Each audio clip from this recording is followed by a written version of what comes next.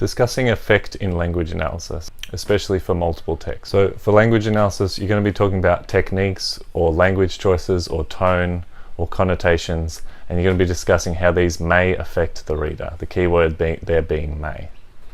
So before we go any further, the key word is, or the key concept I guess, is modality, which is basically in linguistics how sure or how definite words indicate something is. So if I say you might be my favorite person, or if I say you are my favorite person, the might suggests a little bit of unsureness, whereas the are is almost definite. It's about, as a percentage it'd be about 100% correct. So for this little section, we're not going to talk about introducing modality into your sentences based on effect, but it'll be something that will be covered in the vocab video. But just keep it in the back of your mind that to make a more complex response, you're going to have to include sentences, phrases, or at least words that implicate the modality or the lack of sureness about the possible effect on your audience. So for me, the key phrase is positions as.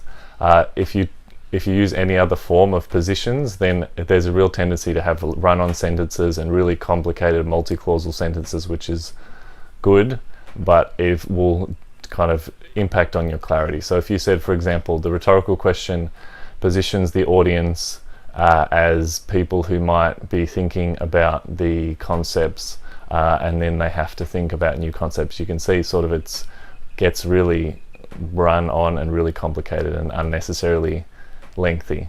Whereas if you just say the rhetorical questions positions the readers as empowered, as intellectuals, as ethically sound, then that's a really short phrase, but it's really precise, and it might contain all of the discussion that you would have otherwise put in a really lengthy long sentence. What I've got here, again, keeping in mind there's no modal phrases asked to be inserted in here, but you'll obviously be able to work out where they would go yourself.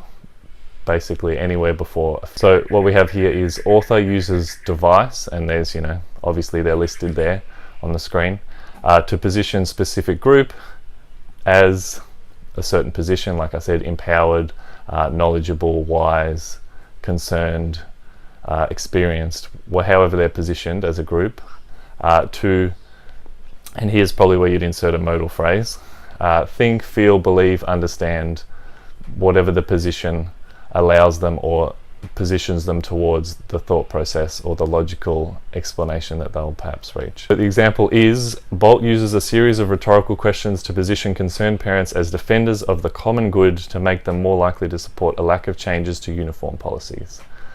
Again, without modal phrases, but you can see, I feel at least that's a reasonable piece. The reference to rhetorical question probably loses me some marks because that's such a straightforward and commonly used persuasive technique, but that's something I'll discuss more in the analysis of techniques video. Hope this is giving you some idea of how to include effect into your language analysis piece.